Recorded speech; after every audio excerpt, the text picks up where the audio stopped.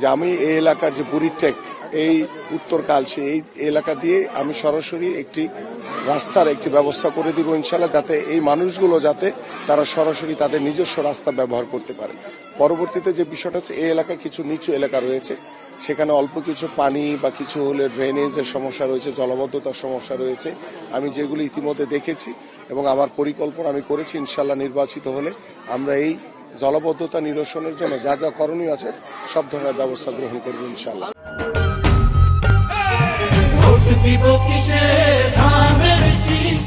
প্রথমত হচ্ছে যে আমি এলাকার সন্তান, আমি এখানে বড় হয়েছি। আমার এই এলাকায় বেশ কিছু সমস্যা রয়েছে, যেখানে আমি আজকে এখানে দাঁড়িয়ে আছি। আমার এই এলাকায় সবার আগে আমাদের স্থায়ী পুনর্বাসন করা অত্যন্ত জরুরি, কারণ এই মানুষগুলো দীর্ঘদিন ধরে প্রতিটি মুহূর্তে উচ্ছেদের আতঙ্কে ভোগে এবং এই এলাকাতে হিন্দু অধ্যুষিত একটি এলাকা রয়েছে, যাদেরকে নিয়ে আমরা প্রত্যেকটি মুসলমান, হিন্দু, বৌদ্ধ, খ্রিস্টান সবাই যাতে একটি পরিবারের মতো বসবাস করতে পারি, একটি সম্প্রীতির সমাজ আমি গড়তে চাই। এবং আমার হিন্দু অধ্যুষিত এলাকা হিসেবে তারা যারা রয়েছেন হিন্দু সম্প্রদায়, তাদের সাথে আমার কথা হয়েছে।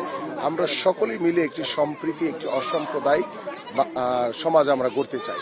পাশাপাশি আমার এই এলাকায় রাস্তাঘাটের কিছু সমস্যা রয়েছে, সেই সমস্যাগুলো আমি যদি নির্বাচিত হতে পারি তাহলে দ্রুত এই সমস্যাগুলো সমাধান করব ইনশাল্লাহ। পাশাপাশি আমার এই এলাকায় একটি কবরস্থান দরকার, সেই কবরস্থানটি আমরা যদি নির্বাচিত হতে পারি ইনশাল্লাহ, ইতিমধ্যে আমি সেই জায়গা বা সেই স্পেসগুলো আমি এলাকাবাসীর সাথে কথা বলে আলোচনা করে রেখেছি। ইনশাল্লাহ নির্বাচনের পরে সেখানে কবরস্থানের একটি ব্যবস্থা করে দেওয়া হবে এবং এখানে জলবদ্ধতার কিছু সমস্যা রয়েছে, সেই জলবদ্ধতাগুলো ইনশাল্লাহ আমরা নিরসন করব। আর আমার এই এলাকায় আজকে 7ম দিনের মতো আমি প্রচারণা চালাচ্ছি।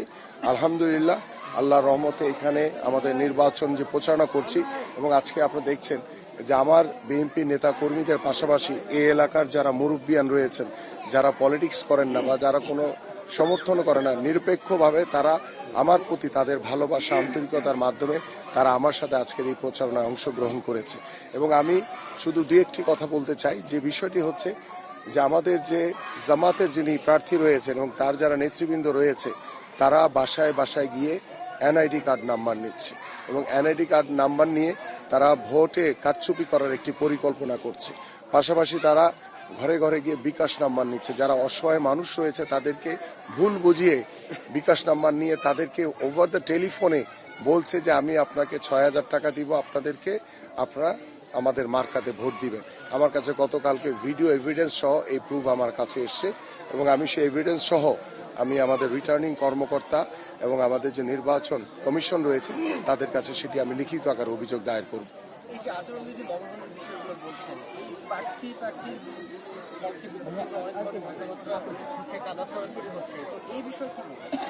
আমি খুব স্পষ্টভাবে বলি, আপনি আমার নির্বাচনী এলাকায় আপনি পুরাটা ঘুরে দেখেন, আমার যারা সাধারণ মানুষ রয়েছে, যারা নেতৃবৃন্দ রয়েছেন, সবাইকে নিয়ে আমি আমার নেতা কর্মীদেরকে দৃঢ়ভাবে নির্দেশনা দিয়েছি যে আমার দ্বারা কোনো যাতে আচরণবিধি লঙ্ঘন না হয়। আমরা এমন কাজ করব না যেটা নিয়ে আমাদের নিরপেক্ষতা নিয়ে প্রশ্ন ওঠে। আমরা সকলেই দীর্ঘ 17 বছর অপেক্ষা করেছি একটি অবাধ, সুষ্ঠু, নিরপেক্ষ নির্বাচনের জন্য। সে নির্বাচনের দ্বার প্রান্তে এসে আমরা চাই জনগণের স্বতঃস্ফূর্ত অংশগ্রহণের মাধ্যমে জনগণের রায় নিয়ে আমরা যাতে নির্বাচিত হতে পারি এবং সরকার গঠন করলে আমাদের মাননীয় চেয়ারম্যান জনাব তারেক রহমান দেশ গড়ার যে পরিকল্পনা করেছেন সেই পরিকল্পনাগুলো আমরা অক্ষরে অক্ষরে বাস্তবায়ন করব ইনশাআল্লাহ।